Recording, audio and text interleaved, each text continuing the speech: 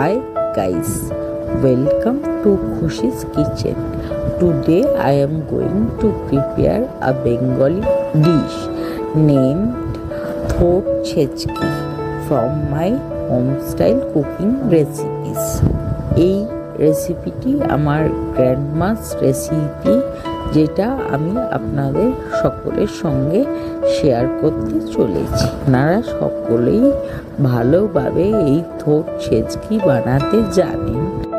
আপনারা কিভাবে এই থোট ছেচকি বানান সেটা কাইন্ডলি কমেন্টসে একটু শেয়ার করবেন। If you like the recipe, then press the like button and share it more with your family, relatives and friends too. If you are a new friend to this channel, it's a humble request to you, please subscribe the channel Khushi's Kitchen. Let's start the video while giving thanks to all of my old friends and also welcome new friends too. Let's have a look to the ingredients which are enlisted for making this recipe. Very few ingredients are needed.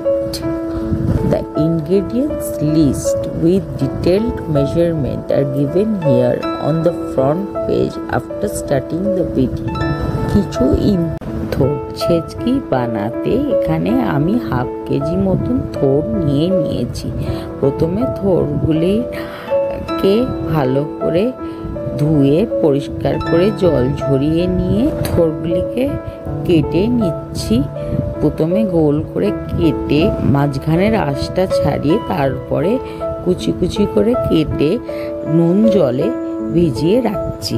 তারপর একটা pressure cooker নিয়ে থোড়গুলিকে ওর মধ্যে দিয়ে তার সঙ্গে অল্প একটু জল অ্যাড করছি এবং অপেক্ষা করছি দুটো হুইসেল পড়া অবধি। এরপর গ্যাস ওভেনটা বন্ধ করে দিচ্ছি এবং প্রেসার কুকারটা ঠান্ডা হতে দিচ্ছি নর্মাল এয়ারে। যখন প্রেসার কুকারটা ঠান্ডা হয়ে গেল তখন একটা পাত্রে সমস্ত থোড়টা ঢেলে নিচ্ছি এবং খুব ভালো করে হাত দিয়ে চটকে মেখে নিচ্ছি। থোড়টা খুব ভালো করে হাত দিয়ে চটকে মাখা হয়ে গেল তখন ওই গ্যাস ওভেনে একটা কড়া বসাচ্ছি। কড়াটা গরম হলে পরে ওর মধ্যে বেশ কিছুটা পরিমাণে সর্ষের তেল অ্যাড করছি। তেলটা গরম হয়ে গেলে পরে ওর মধ্যে তেজপাতা, কাঁচা লঙ্কা, কালো জিরে ফোড়ন দিচ্ছি। ফোড়নটা বেশ কিছুক্ষণ নাড়ার পরে যখন ফোড়নটা থেকে একটা সুগন্ধ বেরাতে শুরু করলো তখন ওর মধ্যে সমস্ত থোড়টা জল সমেত ঢেলে দিচ্ছি। বেশ কিছুক্ষণ কুক করার পরে যখন থোড়ের জলটা প্রায় টেনে এলো তখন ওর মধ্যে পরিমাণ মতন নুন এবং অল্প হলুদের গুঁড়ো অ্যাড করছি এবং ভালো করে নেড়ে চেড়ে থোড়টার সঙ্গে মিশিয়ে নিচ্ছি। এবারে গ্যাসের ফ্লেমটা একদম সিমে করে থোড় থেকে থোড়ের জলটা শুকিয়ে নিচ্ছি মিনিট 3-4 জন্য ঢাকনা দিয়ে। যখন থোড়ের জলটা শুকিয়ে গেল প্রায় তখন ওর মধ্যে অল্প পরিমাণে চিনি অ্যাড করছি এবং ভালো করে নেড়ে চেড়ে থোড়টার সঙ্গে মিশিয়ে নিচ্ছি। গ্যাসটা বন্ধ করার ঠিক আগে ওই থোড়ের ওপর ভাজা জিরের গুঁড়ো ছড়িয়ে গ্যাস ওভেনটা বন্ধ করে দিচ্ছি। মিনিট 5 স্ট্যান্ডিং টাইমে রাখার পর একটি প্লেটে ঢেলে থোট ছেচকি পরিবেশন করছি গোটা পাকা এবং কাঁচা লঙ্কা দিয়ে।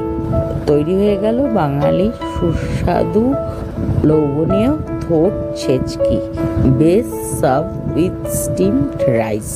ইম্পর্টেন্ট টিপস দিতে চাই, থোড়ের মধ্যে প্রচুর আয়রন আছে। এটা আমাদের ব্লাডের হিমোগ্লোবিন লেভেলকে বাড়াতে সাহায্য করে।